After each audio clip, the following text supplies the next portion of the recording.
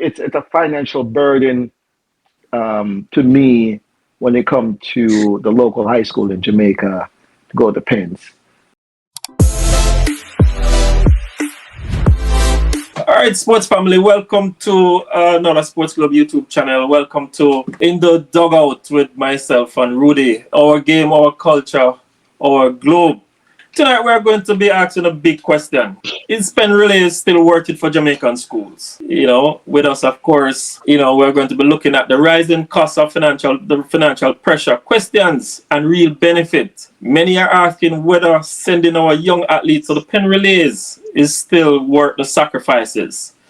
We have a former Calabar standout who had lived these opportunities, Daniel England, with us, of course, one of the feared man over the years at Boys and Girls Championship. He ran at the Penn Relays also many times as an athlete and is now working as a coach and helping to steer the next generation of athletes, at his high school in Florida, their Somerset Academy. Rudy, you are with me in the studio today. What's going on? How are things? Welcome, Rudy. Yeah, man. Certainly. Big up yourself, Daniel.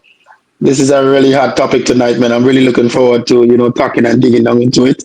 I'm looking forward to hear your views and your past experience and my past experience at Penn Relays as well. So certainly I'm looking forward to it. Let's have a good show. Yeah, man. It is going to be awesome. Daniel, thank you so much for joining us. Daniel, let's get straight into it, though. Everything you have seen as an athlete, you have seen over the years. Now, you're on the side of coaching a team. Is Penn Relays still worth it for Jamaican schools in 2026? Greetings, guys. Greetings to the fans all over the world. Greetings to everyone that's listening. Blessings to all. Answer to your questions. For my opinion, granted, these are my opinion. These are not facts. Still a disclaimer there. We just... No, man, that's fine, man. That's why we are here. We're fans of the sport that we talk right. About. But for me right now, it's a financial burden to me when it comes to the local high school in Jamaica to go to Penns. Definitely, Penns lost some steam over the years. I haven't been back to Penns personally. I haven't been back to Penns since I got inducted in the Hall of Fame, and that was back in 2018. I haven't been back since. But based upon conversations and, getting feedback from the coaches, the financial burden. I mean, I know a couple of times coaches scrambling just to get visa money. And even when they get the visa money, them take the money and the kids didn't go. Those are the headaches behind the scene that the coaches don't want to display or say. But these are the headaches behind the scene that it's a burden to the coaches or to the high school institution to go to Penns.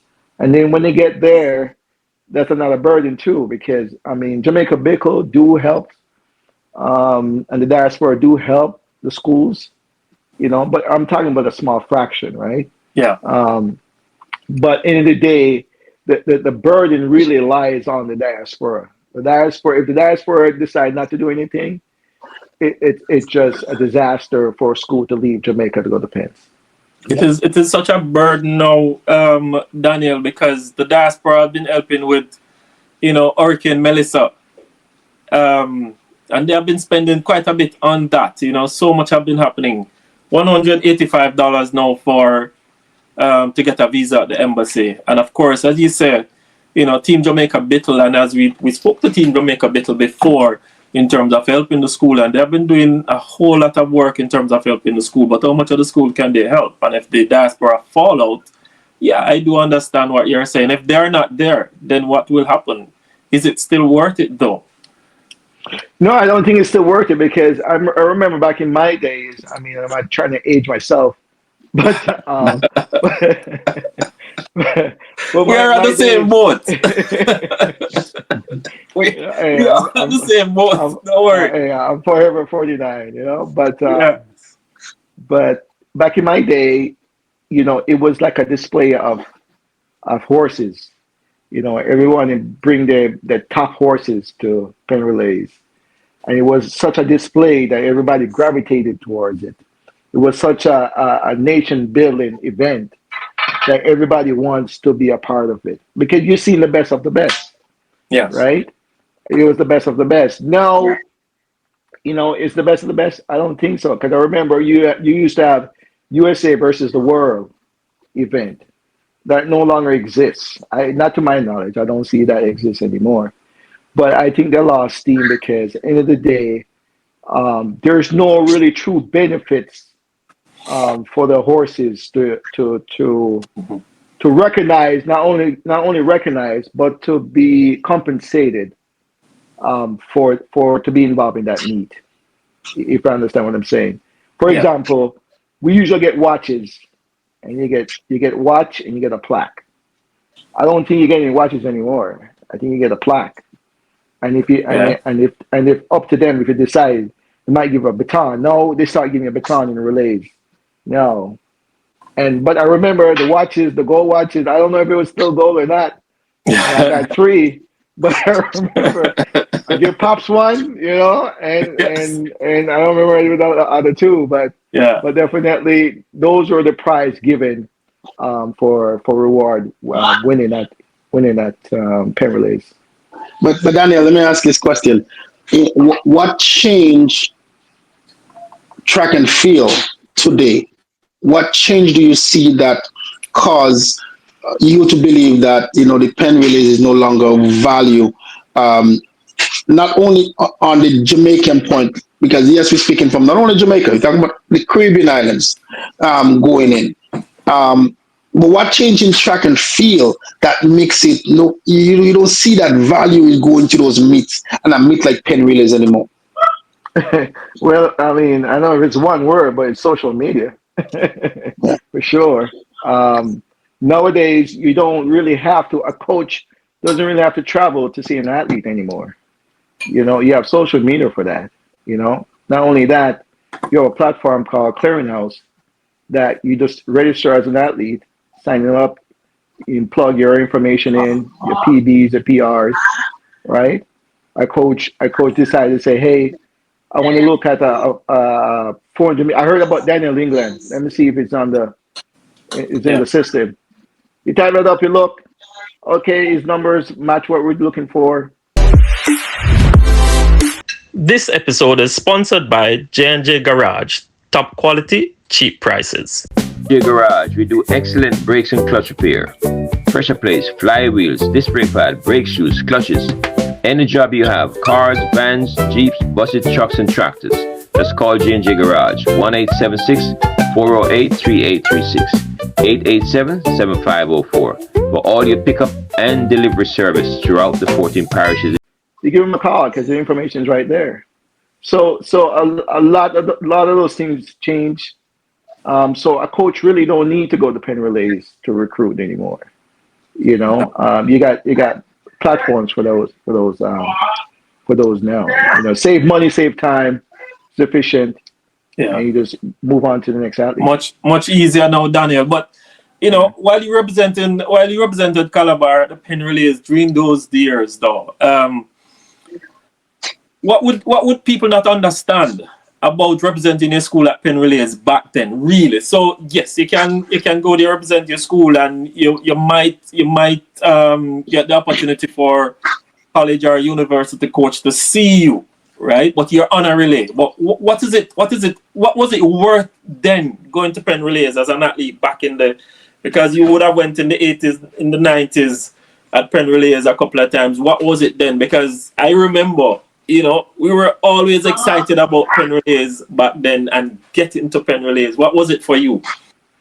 Yeah, like I said, Penn Relays, it was just the diaspora supporting the local talents. Mm-hmm.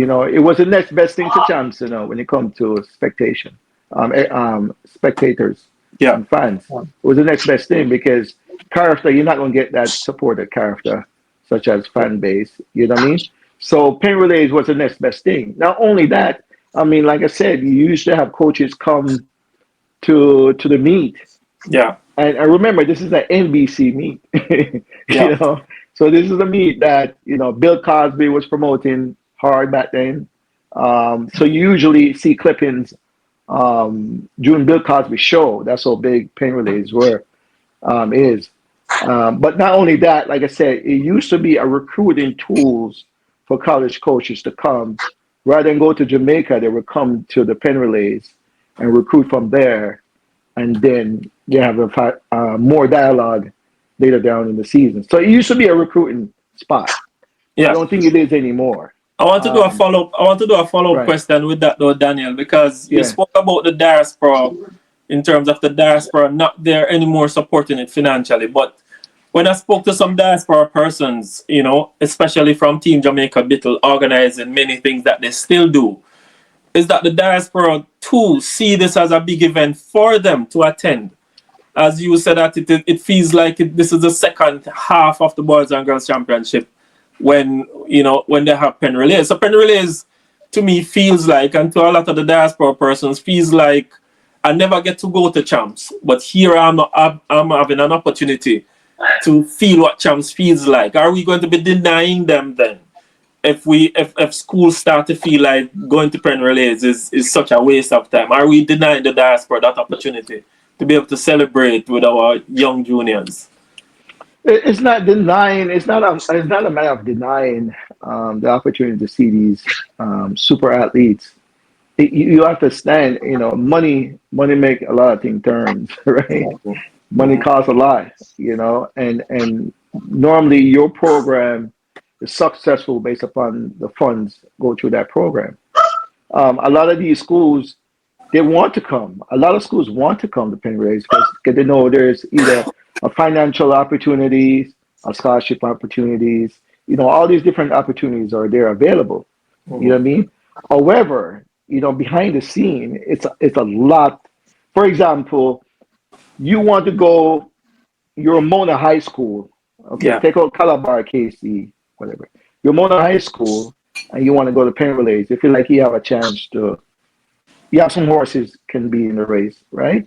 And you might have a small group of Mona alumni there, you know.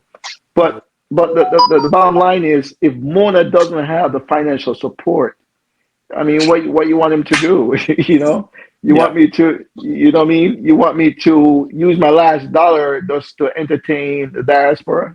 You know, that money that they spend to me could use for future champs, future development on the island when it comes to equipments, you know, infrastructures, you know, nutrition, transportation.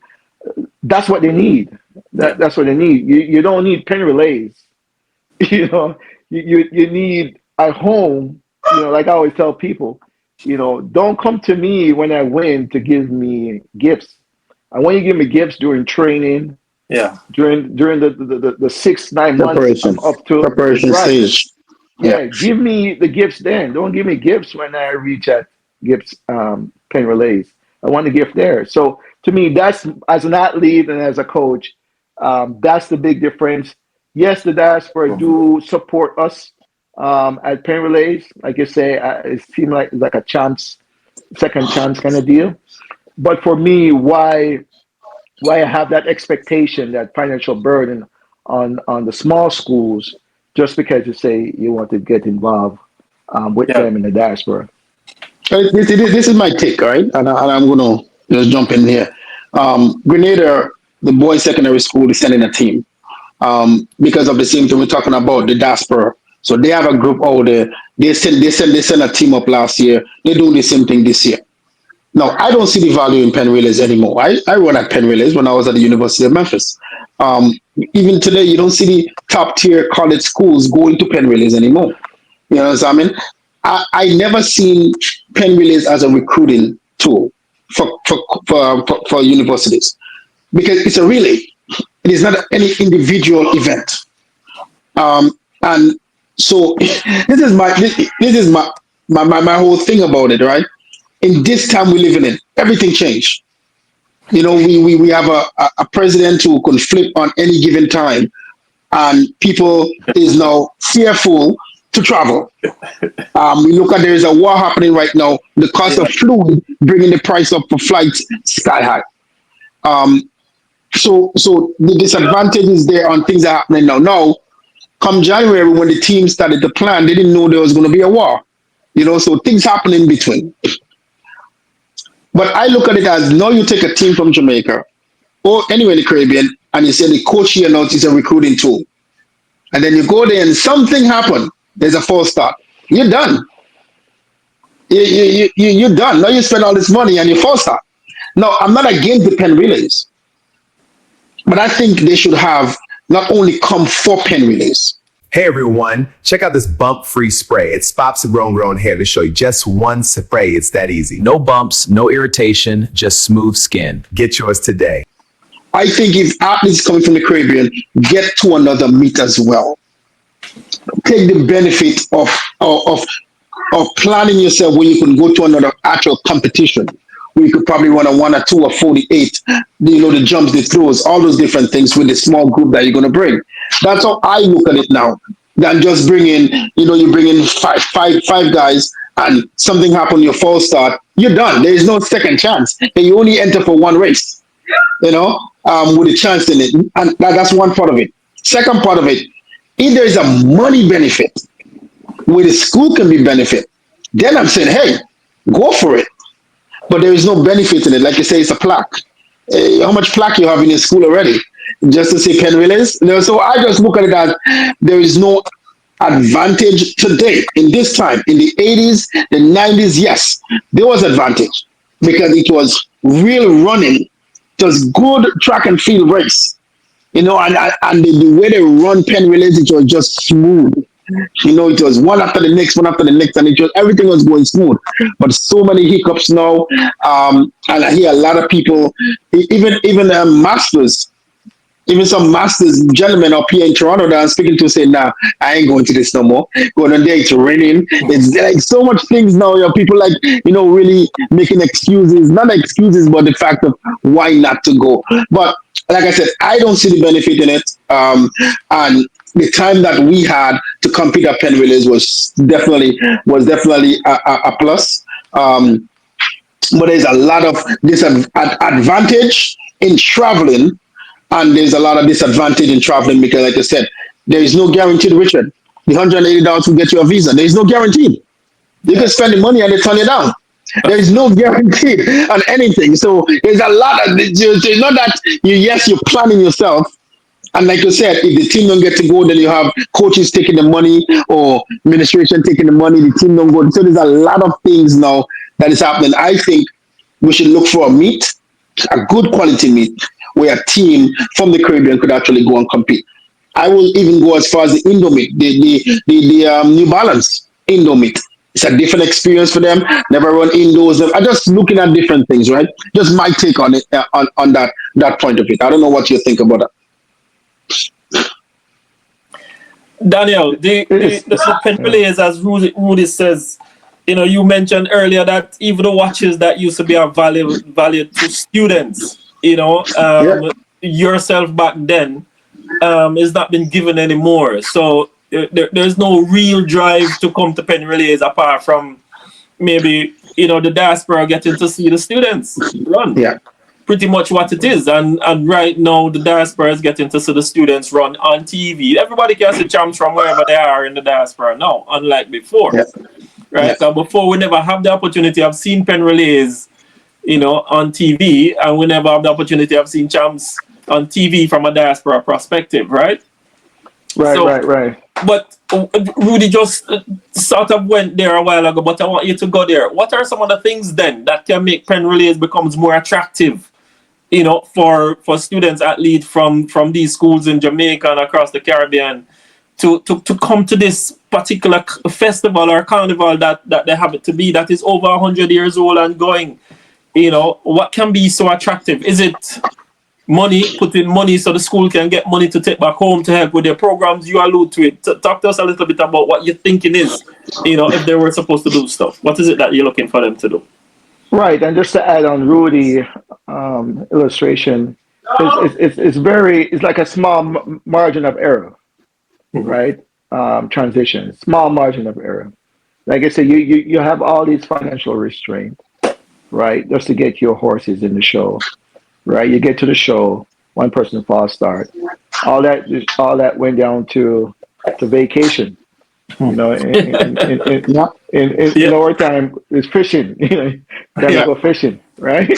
So there's a very small margin of error in this process Yes. that doesn't guarantee anything. I'm saying to you, right, just like any other thing. Yes, you're not giving it direct to the athletes Yeah. because it's a team event. Then give it to the school. Say, oh, okay, make it that invitation only, whatever it is, right? Calabar, Casey, JC, you guys always bring the noise. Okay, then we're gonna give you $50,000 towards your infrastructure, your sports program. You know, that's something they do here. I know Yeah. I know schools pay other schools just to come into my league, just to, just to, Yeah. just to beat you up. You Yes. know what I'm Yeah. saying? But at least it go towards the program and help build the program. I'm saying to is Penn Relays at this point, as much as the diaspora support Penn Relays, because it's all Jamaicans, right? It's Yeah. Jamaican Caribbeans that goes mostly Penn to Penn Relays. Relays, right? Yeah. And I'm saying all that funds, all that allocation, NBC, all that sponsorship. I'm saying giving a school $50,000 is not a big deal. You know what I mean? Not to Yeah. them because there's so much money allocated during the season, during for that event.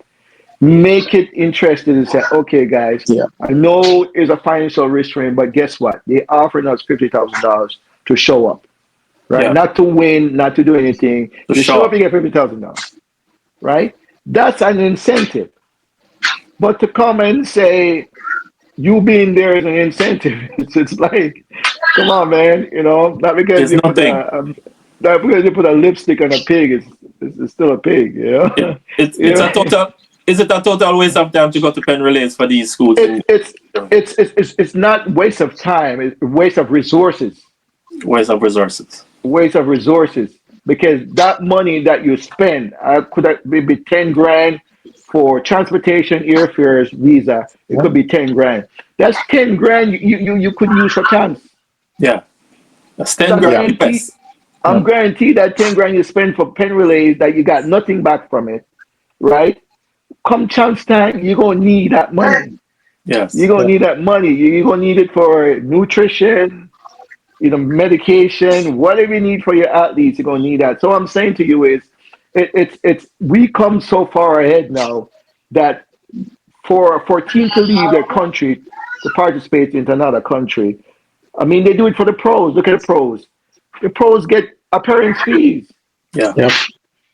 just to show up for another country. So why you cannot support that initiative in a sense of to the schools? Yes. We're third world, quote unquote, right? We Yeah. don't have the money, but we're gonna show up and represent and put on a good show for the product. But yet still we're not eating. Yeah. NBC eating this thing up, right? Penn Relays eating this thing up, and we come back home, and Yeah. you're like, "Sir, can I get a bus fare to go home?" Yeah. Yeah. These are the struggles that I don't think it's worth Yeah. the traveling. Another piece just to add to Rudy deal, there is a meet by Sanjay Air that at the second meet after Penn Relays. It's up. Yeah. It's up in Maryland. Just to let you Okay. know, Sanjay Air is Yeah. a Calabar alumni. Yes. So Okay. he do perform. He do perform. But he actually um, accommodate them. See, He don't that's have to us. pay anything. And this is one of us doing this for the teams in Jamaica, right? He actually accommodate them from Penn to Maryland. After Penn, they go there in Maryland, and he accommodate them. So I'm Yeah. saying a big product like Penn Relays, they need to do better Yeah. for our local talent. They need to do better, and I No, don't and I believe they're doing more. and I agree with that. And I'm thinking that because like I said, I went to Penn Relays when I was in university.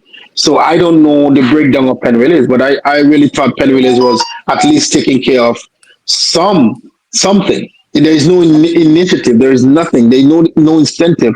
More than like you said, the watch, the plaque. That's really what it is. back then, there is no putting them up in hotels. Like, they have the money. NBC could have just get one hotel and put, and not everybody. Not all of those American schools, but at least those top tier schools that's coming from the Jamaica and maybe some states in the US. Then you could say, we'll put you up. At least if it's that, find your flight, we'll put you up and take care of your meals. So those little things, I think, is what is the incentive that is lacking. I mentioned the New Balance. When the kids go to the New Balance, they get a backpack. They get clothes from the New Balance Indo Meet. They pay $50 for the entry, and they leave with something. So some of them just coming up there and they go down there and they do nothing. They coming up and they're racking their backpack because they went to New Balance. So those little things that shows incentive. And if there is no, and I'm talking about like thousands of athletes that New Balance is getting a backpack for. Thousands of athletes, and they have two meets. They have an indoor and an outdoor meet. So I'm saying that there is incentive. So when you're traveling from the Caribbean for a track and field meet, it got to be value that I'm leaving there, coming here with the intention that I will get a scholarship. There's nothing like that. There's no guarantee of anything, and so you need to have something given in, so that the incentive, because the country is not selling you. You make the Carifta team, the country send it to Grenada for Carifta. The country send it to Trinidad for Carifta. World Relays, Jamaica send the team. They don't have to find nothing on their own. But when it comes to the schools, you on your own. Yeah. It's on you. All right? It's on you. So that's, I think, some incentive should be there. And definitely, I think. And that's what it come to a point now where some high schools now need to start, or the US, or even right there in Jamaica, start having kids come to Jamaica. Let them come down. Put a meet together. Let them come. So you have to start looking at it in a sense like that. Yeah, Daniel, the Penn Relays, is filled, as you say, with Caribbean and diaspora people. Every single year at the Penn Relays, over 100,000 people turning up and showing up there all the time. So the diaspora definitely is spending their money and is giving money, to the city of Philadelphia in regards to that track and field meet. Maybe it is the biggest meet, I would want to think, in the US at any one given year, apart from when there's an Olympic year that is in the US, or there's a World Championship year that is in the US. It's one of the biggest meets. So Penn Relays over 100 years ago has been racking up a tidy some amount of money. But what do they give back to these schools? $0. Right? And you spoke about it a while ago in regards to giving the school them some sort of incentive, some sort of thing to come into the meet as a when you turn up to the meet, yes. And I would sanction that too. Let the school get something that they can carry back to put into their program, because long gone where athletes, and maybe for another program, Daniel, we can talk about how athletes have been treated across the world, because the sport of track and field has been treated as amateur consistently for years. Even now, when people talk about professional track and field athlete, it is not yet, because it's not there. There is no money there to make it professional. The athletes are training hard and they are working in a professional setting, but they don't get professional pay. Same thing with the schools, so I do. But I want to jump into something before we end this conversation with you, Daniel, catch up with you in terms of what you are doing now. Of course, you said that you have been with your local high school with coaching, and you're trying to help them to get where they want to go and trying to foster the young development of young athletes there in your area. And also, but what are some of the other things that you are been engaged in though? Okay. Outside of coaching, I do an event called the Student Athlete Summit. Yes. And last year was our 5th year of hosting that event in Jamaica. I normally host it during October. And what I do is I got a various expertise of speakers to come and speak to roughly around 120 kids average from different schools, right? The speakers are range from, I usually bring down one college coach, as the main person when it comes to teaching the different programs available in the states, right? But I usually have the locals also available. You know, I have bankers involved, marketing involved, Carol Beckford. I have the drugs people involved. I have people from also Doctor, the lady that worked with Sylvell regarding the injuries. I got people like those. So I try to pretty much have a bunch of professionals speaking to the athletes regarding the transition because for me, I'm trying to do nation building in a sense of hosting this kind of event, right? However, I think we're losing some form of, there's something missing that we're not making that transition to the next. We're not making that transition over to college or even to the pros. Even we're missing something. Yes. And one of the reasons why I have this platform with the Student Athlete Summit is for them to try to see what information or have the information so they can make right decisions going forward. Because I think we're making a lot of bad decisions with good talents fade away along the way. Because, like I This episode is sponsored by J&J Garage. Top quality, cheap prices. J Garage, we do excellent brakes and clutch repair. Pressure plates, flywheels, disc brake pad, brake shoes, clutches. Any job you have, cars, vans, jeeps, buses, trucks, and tractors. Just call J&J Garage, 1-876-408-3836, 887-7504 for all your pickup and delivery service throughout the 14 parishes. said to my friend, Oliver Jackson, Richard, say hi. I said to Oliver Jackson, we have the biggest track meet. Yeah. Yes. We have the biggest track meet, high school track meet in the world. Right? But yet still, outside of that, we cannot compete at college level. Right? It's the same age group. So why we cannot compete? It's the same age group. But Daniel, was this something in your time, you know, as a top performing high school athlete in Jamaica, back in the day? Was these some of the things that you face while you're now deciding to, you know, put this foundation together and to bring this sort of model to Jamaica? Is these some of the issues that you face, or some of the issues that you see in your friends who are athletes too, you know, face during their time where they didn't matriculate to, you know, the Olympics or matriculate to a university or a college?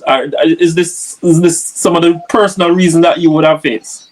Yes, and that's why this summit was birthed, because I figure if I could at least get 5 kids to understand how to spend money, how to manage their time, how to file for the SAT exam. You know, all this information was not given to me, right? And I'm saying to you, all this information is out there, right? But as student athletes, we don't know, right? We don't know because we don't ask any questions, right? You know what I mean? We don't. That's our number one issues as athletes. We don't ask questions, right? And I'm saying it's all this information out there. I remember received $2,000 US when I left Calabar. Back then it was a lot of money. Yeah. Right? But every week I'm at Walmart. Right? Yeah, you didn't know how to manage it. I didn't know how to manage my money.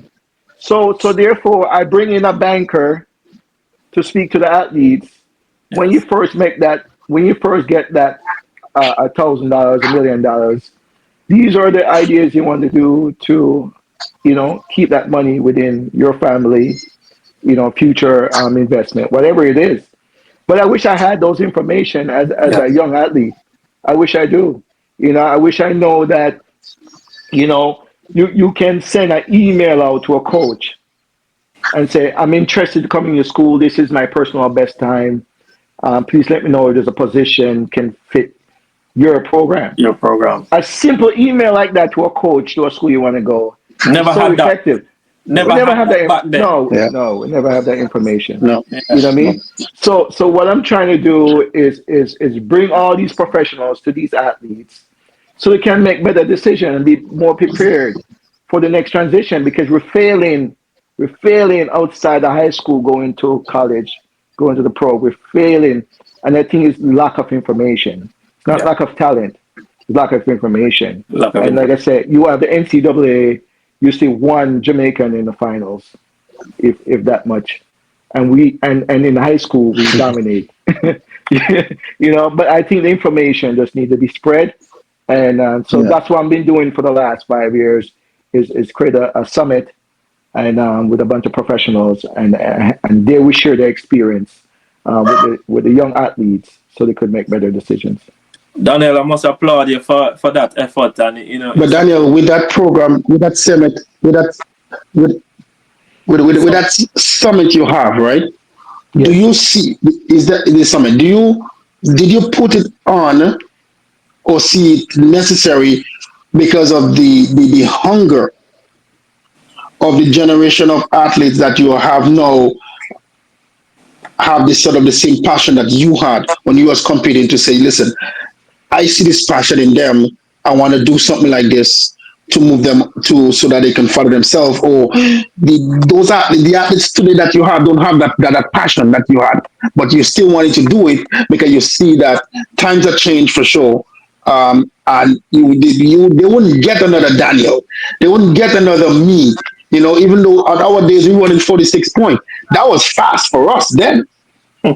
Kids running 45 now, at 15, that's their era. But in our time, you run 46 points, you're running, But is that passion is there to see you put this on? No, I don't think there's a passion in the athletes. To be honest with you, I don't see it. The passion is in me, right? Earl McKinley, which is my coach, my father figure, and my steward. He was more than a coach to me. He taught me a lot of different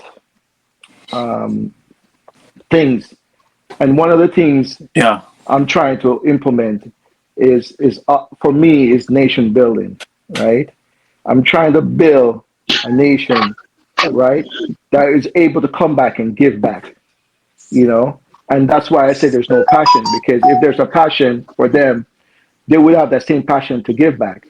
And we're losing. You could speak to any alumni.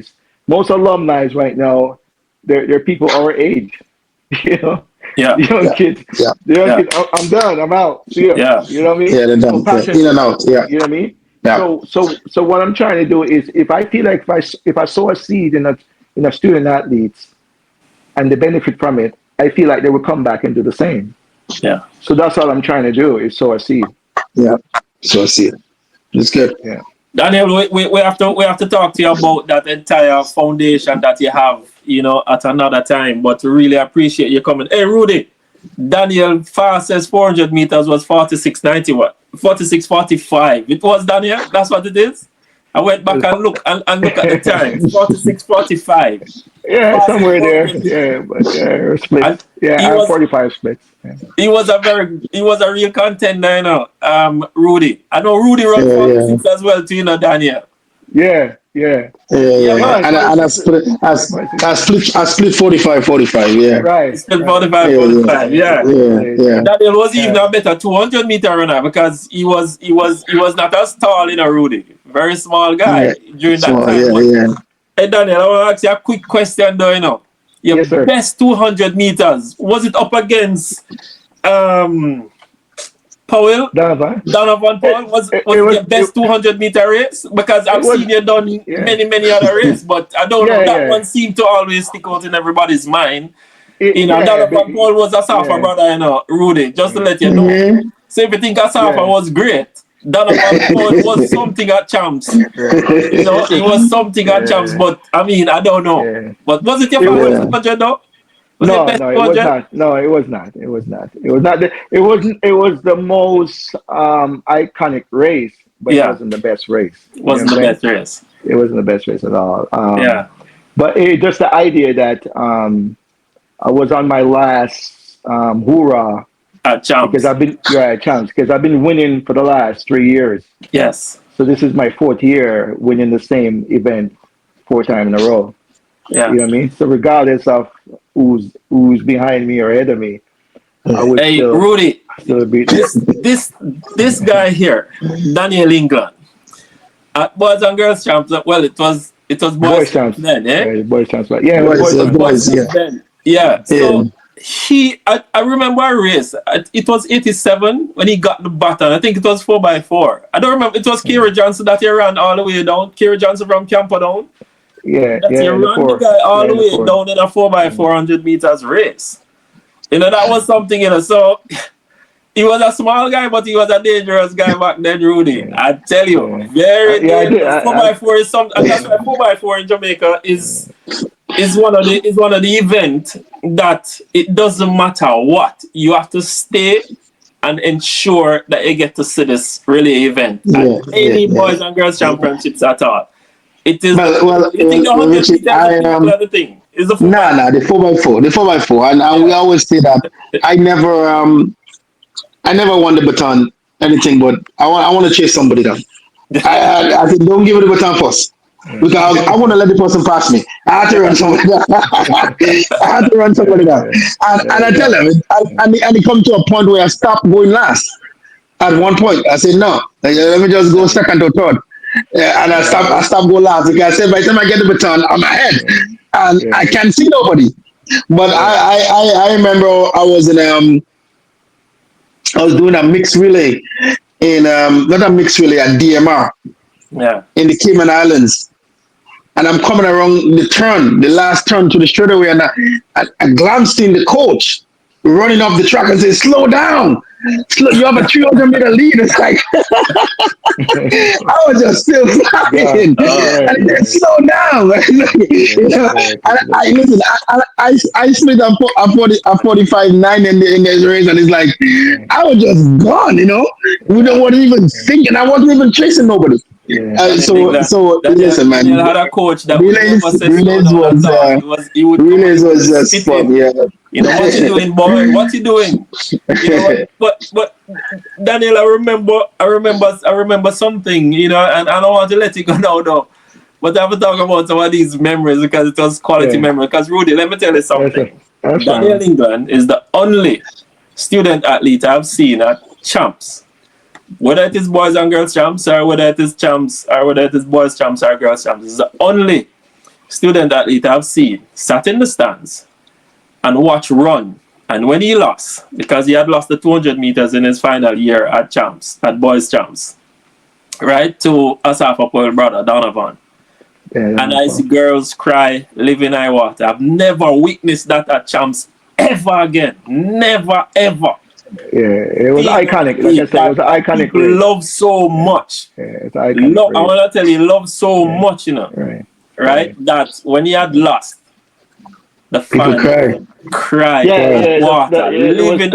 And I tell you, these are people that don't know him personally. No, they just know him as a fan. Right. As a fan. The man had a fan club back then. I've never seen that before. I've never seen that at champs since then. I mean, maybe Michael R. and them thing, but people never cry. Right? No. In his ears, people cry. No. Because I believe the reason why it was such an iconic race, and like I said, 32,000 people, and the stadium got quiet, right? Yeah. People were like, what just happened, right? I'm talking about 32. So you see champs before. Yeah. Quiet. No one told them to be quiet. No one saying anything. Everybody was quiet. Naturally. That's so crazy it is. Because it was consistency with me. Yeah. I was never a one-hit wonder or a one-night wonder. I mean, every year in and out, it was the same. It was the same double. Thing. Expecting to win. 4. Yeah. You know what I mean? During that same tenure, we won 3 championships. So I was in your face every day, all day. And like I told people back then, we only had one TV station. One TV station we had back then. it's always in your face, in your bed, All the in your time. bedroom, Yeah. your living room, every year, running 4 different races. And the thing about it is, like I say, I think people like the shot man. They Yeah. like see shot man winning. I think for Yeah. one, Yeah. and two, it was just every year it was the same product I Yeah. Same produced. thing. I produced the same thing The every same year. thing. The same thing. Yeah. Yeah. So That's good, man. yeah, it was an iconic race, but it was It was definitely iconic. yeah. I run 21.4 that in that race, and in the semifinal I run like a 21.2, 21.3 in the Yeah. semifinals just to secure the spot. Yeah. You know, I didn't want to get Too A much bad energy. lane. Yeah. yeah. So I Yeah. make sure I secure a good time. Not only my semifinals go faster than my finals because I want Yeah. to get a good lane. But no, man, it was definitely not the fastest race at all. Yeah. But It's it was more an iconic iconic. race. Most iconic. Yeah. It But we're was going to a catch good up race. some more to talk about some of those things, though, Daniel, because it's a whole lot of history. You know, I mean, some It's a long people time. talk about some of the greatest champs moments and that kind of things. Yeah. I mean, that one go down as one of the best champs moments ever. Ever. Yes. Yeah. Yeah. Yes, Yeah. it Yeah. did. And It of surely course, did. it's involved Asafa Powell brother. So what you say Asafa Powell is now.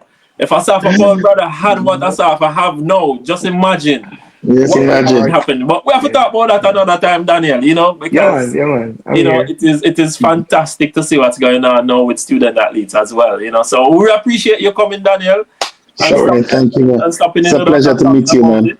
Yeah. Yeah, man. But Blessings. I want to leave the questions out there for our fans again, our SportsGlobe fans, our YouTube family.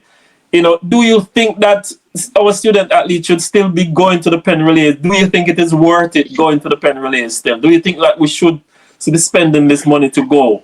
You know, tell us what you think. And of course, you know, remember to like, share, and subscribe to the video. Tell your family, tell your friends. Rudy, you're Olympian, big man, another thing. I appreciate you coming on board again and Yes. stopping in with us. Yes. You know, talk about track and field, trying to get it better. You know, Yes. Yes. For so sure. Daniel, don't be a Yeah. stranger. We always here, and we always going to call on you, you know, so that we can Yeah, chat some man. track and field thing. There's so much to talk For sure. about.